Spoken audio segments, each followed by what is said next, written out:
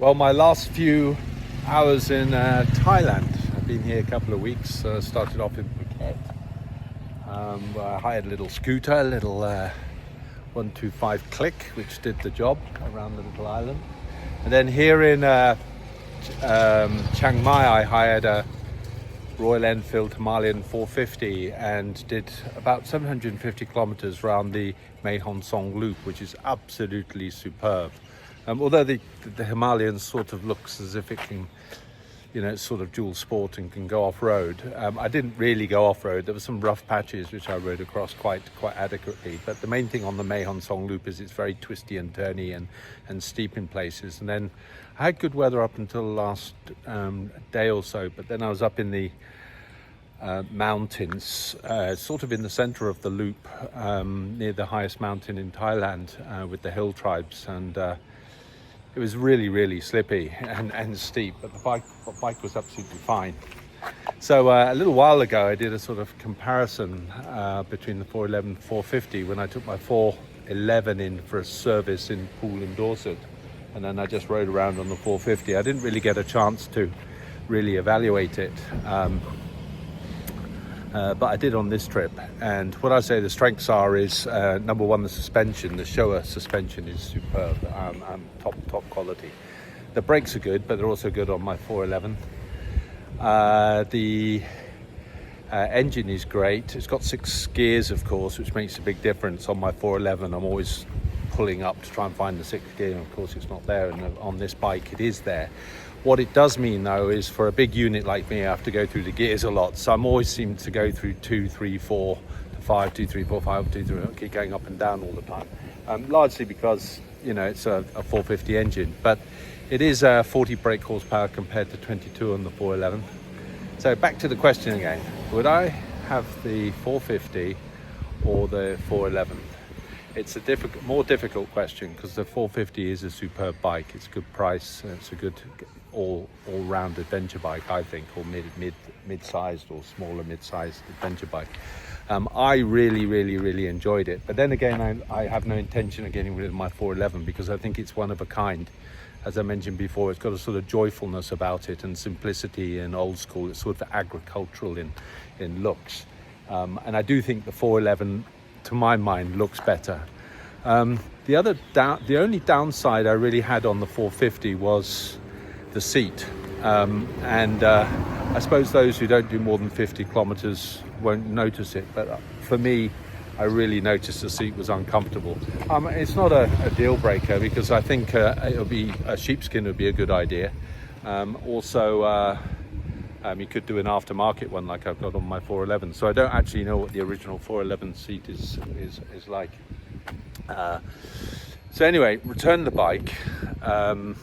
I did get stung by a spider somewhere up in the jungle, and my leg swelled up like a sort of elephant leg to twice its size. And I went to the hospital and they gave me some antihistamine, and it seems to have cleared it up.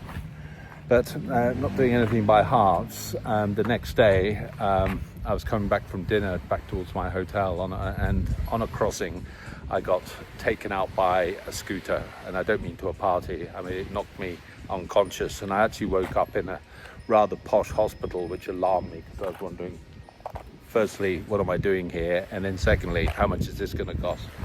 And I was completely disorientated. I don't know how long I was knocked out for, but I did myself the usual injuries. The worst one is I've broken a couple of ribs, and but it only hurts when I breathe. Had a CT scan. The report actually says no brain.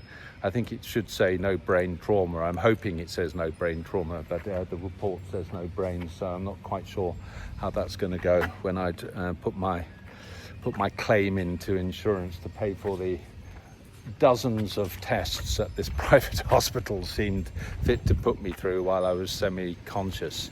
Lots of x-rays, hence they knew I did the ribs. No internal bleeding, but I've grazed everything.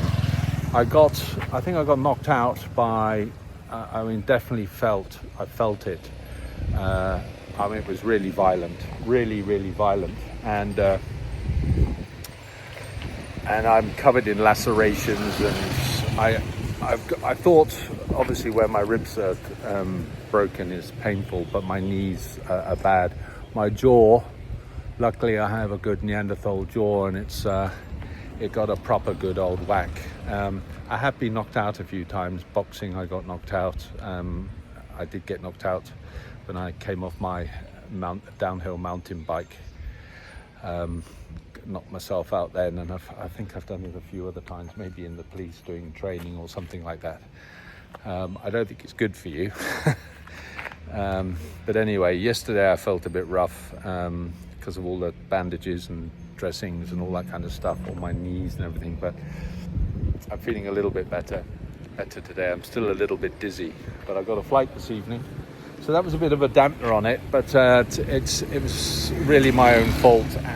You know, okay, the driving standard in Thailand is shockingly bad, and it's a dangerous place, and a lot of people get injured here, a hell of a lot of people.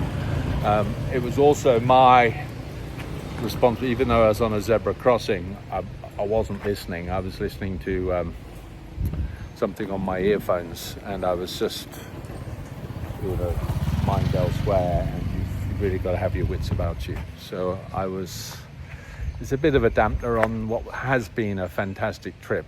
The Himalayan 450, wonderful. Would I get one? No, because I'm going to keep my 411. I think I would tend towards the CF Moto, but then again, I haven't done a lot of riding on the CF Moto, so I'd want to do that before I decide to go.